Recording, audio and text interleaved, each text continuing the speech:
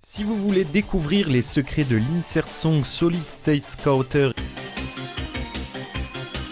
et si vous souhaitez voir ma théorie évoquant un lien entre Bardock et Rambo, installez-vous confortablement et regardez bien cette analyse du premier TV spécial de DBZ sorti le 17 octobre 1990 au Japon entre les épisodes 63 et 64 de la série DBZ. Allez, générique!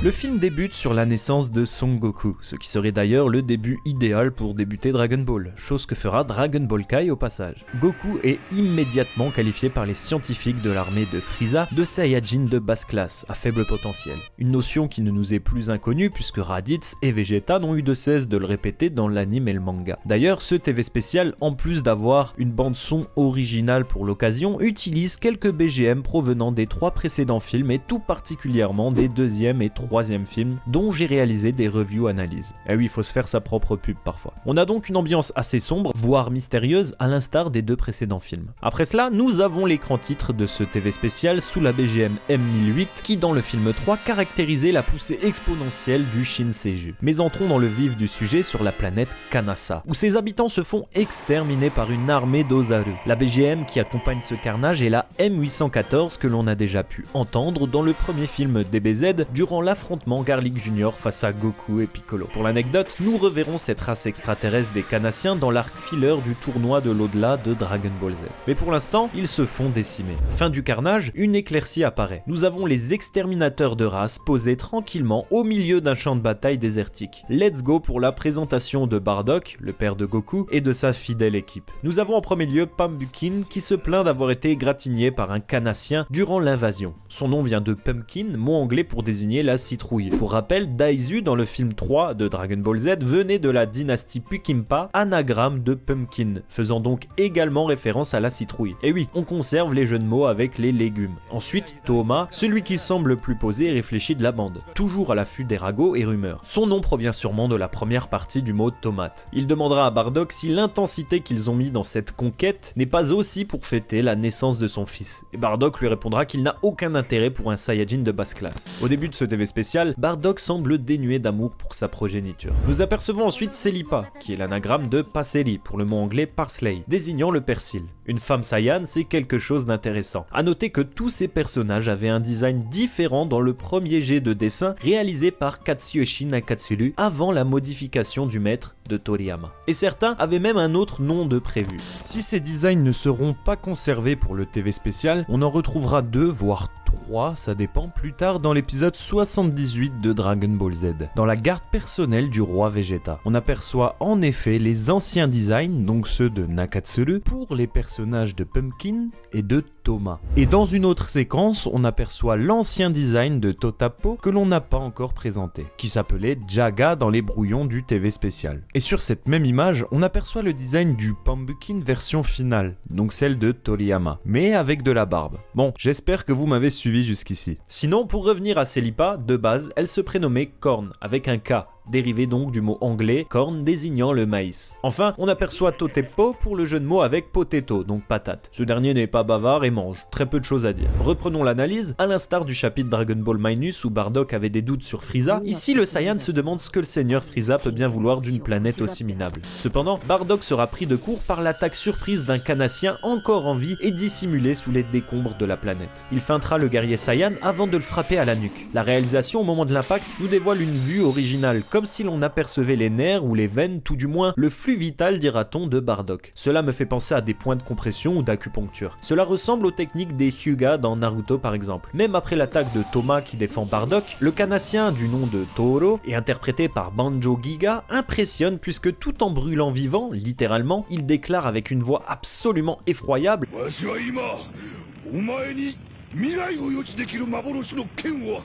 et lui octroyer ce don, c'est pas un cadeau pour son envahisseur, non, c'est pour le faire souffrir car le destin des Saiyans semble être très similaire à celui des Canassiens et Bardock assisterait donc au déclin de sa race, impuissant.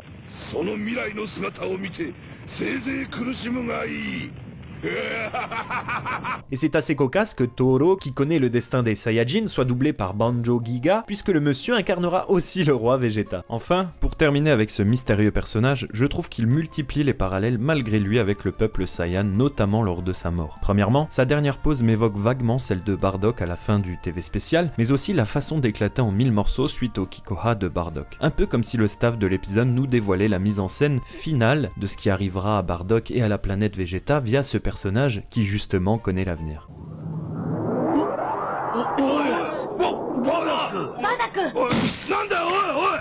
Changement d'ambiance, nous assistons à l'entraînement d'un génie, un prodige du combat Saiyan, le prince Vegeta, qui, enfant déjà, brutalise des Saibaimen à l'appel. On peut noter qu'il ne porte pas son armure de combat en s'entraînant, sous le regard admiratif d'ailleurs de son camarade Nappa, qui possède encore des cheveux. Mais plus important, le tyran Frieza apparaît et à ses côtés ses deux sbires les plus fidèles, Dodoria et Zabon. Frieza apprend que la colonisation de Kanassa s'est faite plus vite que prévu grâce à des Saiyajin de basse classe. Il semble surpris en répétant le mot Saiyajin, comme si plusieurs autres races travaillaient à sa solde, et ça me fait penser que creuser cette partie de la vie de Frieza aurait été intéressant à l'époque. Zabon évoque le sujet des Saiyajin qui, s'ils continuaient à se développer autant, pourraient devenir dangereux. Au même moment, Vegeta entre dans la salle très sûr de lui, ce qui irrite les deux gardes qui ne permettent à personne d'entrer ici et d'être aussi proche du tyran. Pourtant, ce dernier accepte les politesses de Vegeta qui précise vouloir saluer Frieza tout simplement avant de partir en mission. Cette courte interaction est intéressante car nous remarquons que la politesse de Vegeta n'est pas due à un excès d'admiration ou de respect pour Frieza, mais il semble vouloir l'approcher comme pour éprouver, mettre à l'épreuve la haine qu'il ressent pour ce dernier. On remarque cela via le visage sombre et fermé lorsqu'il s'incline face à l'empereur. Et dans le même temps, la politesse de Frieza souhaitant bonne chance à Vegeta est tout autant perverse et hypocrite que celle du Saiyan.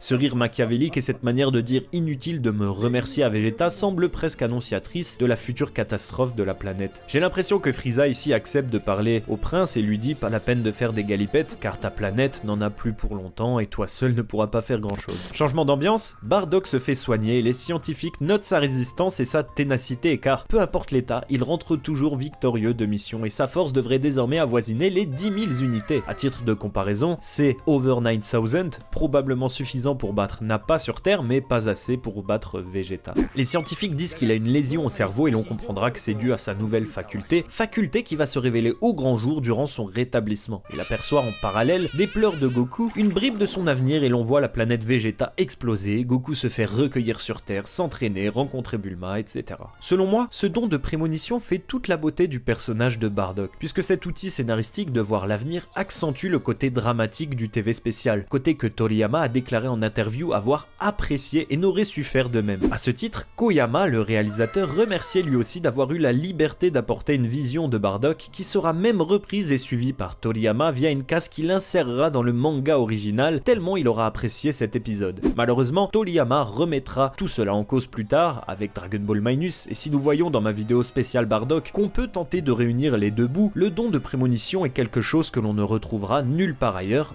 malheureusement. Et c'était en plus cohérent avec le titre qui mentionnait une bataille solitaire et un duel Bardock-Frieza. En effet, Bardock, on le verra dans ce film, sera seul face au tragique destin de sa race, délaissé même par son peuple, luttant contre l'inéluctable. Enfin bref, Bardock n'étant pas apte à combattre, ses amis iront seuls en mission sur la planète Mythe. À son réveil, en apprenant la nouvelle, il se dépêchera d'aller les rejoindre, mais s'arrêtera quelques secondes face à son fils qu'il aperçoit brièvement en couveuse. Bon, après un autre court moment de prémonition où il verra une planète encore se faire détruire, il repartira vite en invectivant son fils quand il détectera sa force à 2 unités. Quel gentil papa. Et là attention, transition éclair sur la planète Mythe, surprise, on aperçoit les acolytes de Bardock en sang en train de se faire éclater par Dodoria. Ce dernier révèle que l'idée de ce retournement de veste vient de Frieza en personne, qui trouve les Saiyajin de plus en plus gênants. Dans le manga, quelques mois avant ce TV spécial, Zabon dira à Vegeta que Frieza avait peur que les Saiyans se liguent contre lui, ce qui correspond au propos de ce film. Même si ici, c'est Zabon qui semble chauffer Frieza en l'avertissant sans cesse sur la dangerosité potentielle des Saiyans. D'ailleurs, il y a un truc qui me chiffonne, mais dans le chapitre 262 de Dragon Ball, sorti le 10 février 90, Frieza demande à faire venir le Ginyu Tokusentai, car il aurait une vision d'un Saiyan qui aurait grandi quelque part et qui pourrait s'avérer dangereux. Est-ce que cette case, qui fait état d'une vision, et qui par conséquent ressemble donc au don de divinité de Bardock ici, et annonce en quelque sorte le futur duel prophétique Goku-Frieza, sorti 8 mois avant le TV spécial, n'aurait pas été le déclencheur de sa conception? Et pour terminer, dans les diverses interprétations du pourquoi et comment Frieza a décidé d'annihiler tous les Saiyans, il est à noter que dans un flashback de l'épisode 78 de DBZ, 4 mois après, cette fois le TV spécial, c'est surtout l'hostilité du roi Vegeta et de ses proches qui agace Frieza, ce qui n'est pas mentionné ici. Enfin bref. Bardock arrive sur la planète Myth, et on a droit à un travelling iconique où le guerrier contemple la destruction de ses amis. Et on aperçoit les dépouilles des Myth Seijin qui font quand même pas mal penser au type de mutant que pourrait être Frieza. Est-ce que les Myth Seijin ne seraient pas une sorte de sous-race de mutants, tiens? Bardock se rend sur le front et découvre les cadavres de sa troupe, et trouve aussi Thomas, son ami en fin de vie. Ce dernier lui révèle la trahison de Frieza et en rendant son dernier souffle, demande à Bardock de montrer au tyran à quel point les Saiyans peuvent être robustes.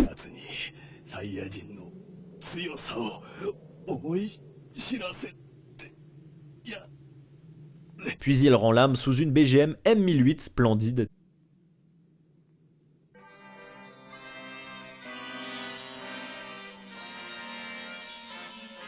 Bardock, abasourdi par ces révélations, prend le bandeau accroché au bras de son défunt ami et regarde impuissant les visages sans vie de ses acolytes ensanglantés pendant qu'en parallèle, le bandeau, lui, se remplit de sang, passant de la couleur blanche à rouge. Les sbires de Frieza se révèlent aux Saiyajin, se moquent et lui font comprendre qu'il est le prochain sur la liste. Et là, sur la fin de la super BGM M817, qui renforce la pression du moment, Bardock met le bandeau sur le front avant d'introduire une des scènes les plus iconiques de Dragon Ball Z.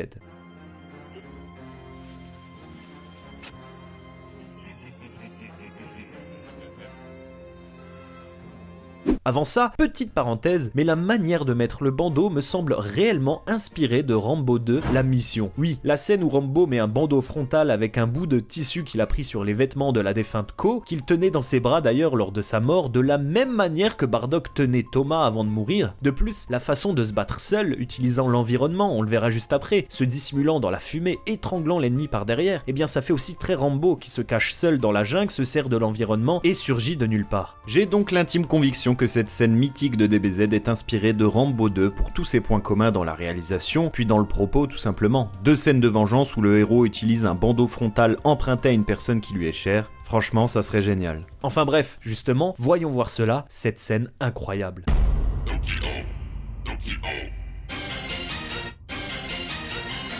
Vous avez reconnu ces notes de musique? Solid State Scouter, la fameuse insert song qui a popularisé ce moment d'affrontement entre Bardock et les sbires de Frieza. Et le saviez-vous? Le titre de cette musique est un hommage à l'album Solid State Survivor du célèbre groupe japonais Yellow Magic Orchestra. D'ailleurs, c'est le groupe Dragon Magic Orchestra qui est mentionné à la performance de la musique, un pseudo probablement en hommage au groupe japonais. En effet, c'est un hommage ou peut-être même un clin d'œil, puisque Kenji Yamamoto, qui travaillait sur la licence DBZ à l'époque et qui d'ailleurs travaille sur le morceau qui servira d'ending à ce film, est ami avec Hideki Matsutake, synthésiste du groupe Yellow Magic Orchestra. De plus, les premières notes du titre, si vous écoutez bien, reprennent également les paroles qui débutent la musique Technopolis du groupe Yellow Magic Orchestra. Regardez, c'est bluffant.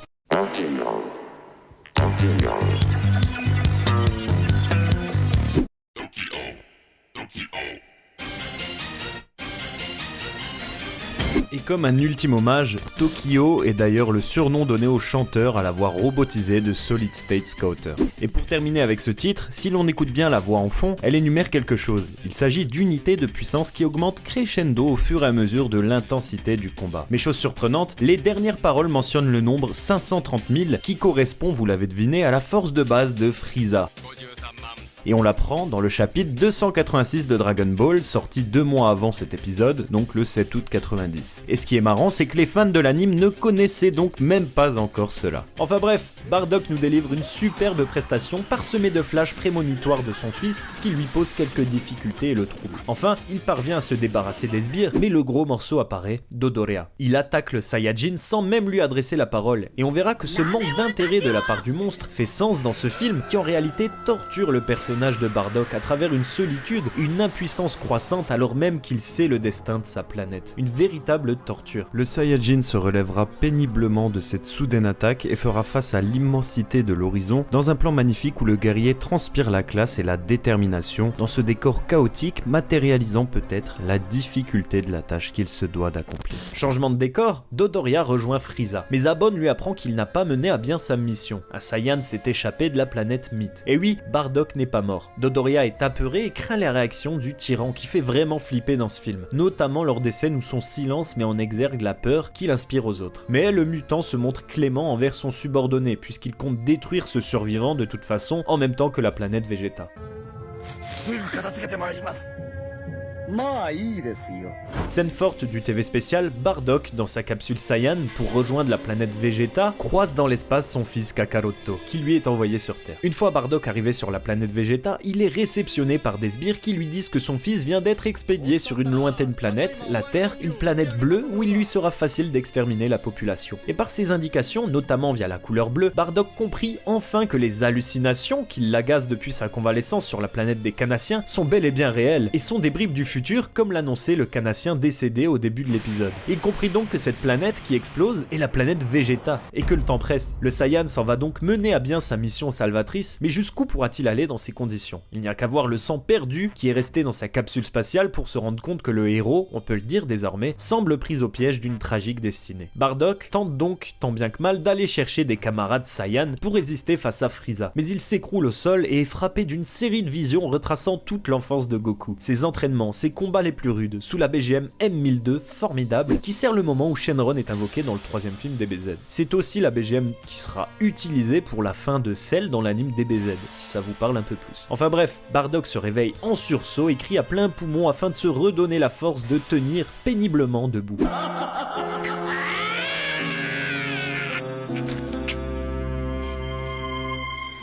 Il atteint la salle où se détendent tous ses compatriotes Saiyan, il apparaît affaibli, en sang, alerte sur la trahison de Frieza et sur la mort de son équipe, mais les Saiyans ne le prennent pas au sérieux.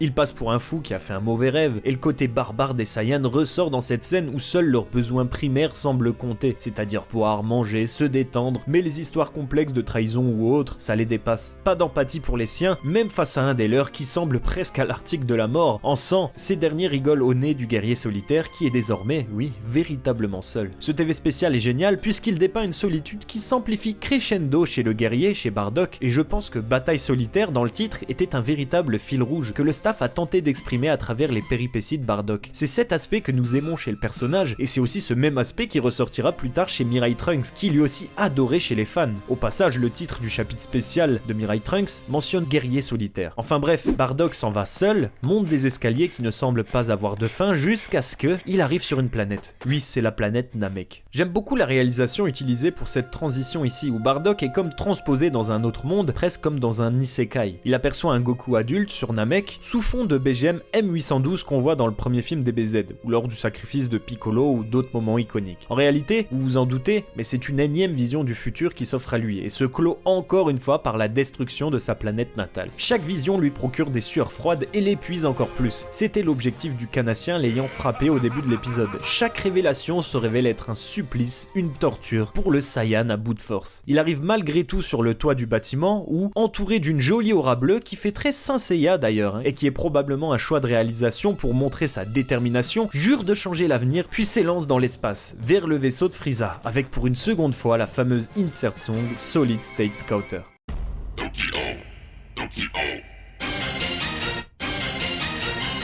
Des centaines de soldats sortent du vaisseau principal pour tenter d'empêcher le Saiyan d'atteindre l'empereur, mais en vain. Frieza, qui observe la situation, décide de passer à l'étape suivante et ordonne à Zabon d'ouvrir le sas supérieur.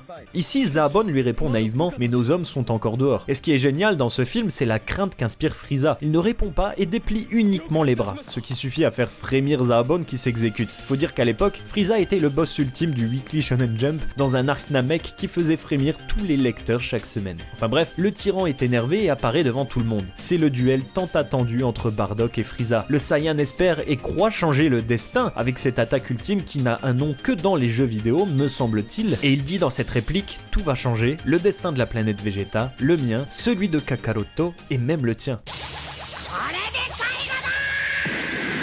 Néanmoins, comme durant tout cet épisode, Bardock n'est pas considéré par l'ennemi, et à l'instar de Dodoria, Frieza ne lui adressera pas un seul mot, mais lancera tout simplement sa supernova en direction du Saiyan et de ses hommes également, détruisant tout sur son passage. Bardock meurt, consumé dans l'attaque, mais semble avoir un bien maigre soulagement au vu de sa situation. Il contemple le futur face à face entre Goku adulte et Frieza, alors même que ça n'est pas encore le cas dans le manga. Enfin, Vegeta apprend que sa planète fut détruite, avec la version falsifiée des faits. Bon, Vegeta est toujours vivant ici car Frieza voulait le préserver, alors que dans Dragon Ball Minus, c'est parce qu'il n'a pas obéi à l'ordre de rassemblement de tous les Saiyans. Bref, c'est pas le plus important. Vient alors la scène finale du film. Grand-père Gohan trouve Goku, qui vient d'atterrir sur Terre, et décide de le recueillir et d'en faire un fort petit garçon, avec la BGM M929 que j'aime vraiment.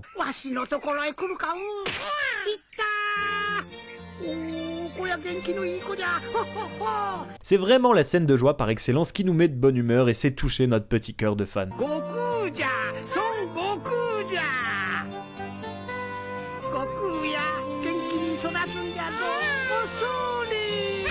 Le plan se termine sur un très bel harmonicel, on le voit lorsque l'image se fige. De plus, la voix du narrateur vient ponctuer cette jolie fin qui est en réalité une très belle transition pour un début d'aventure via la naissance de Goku.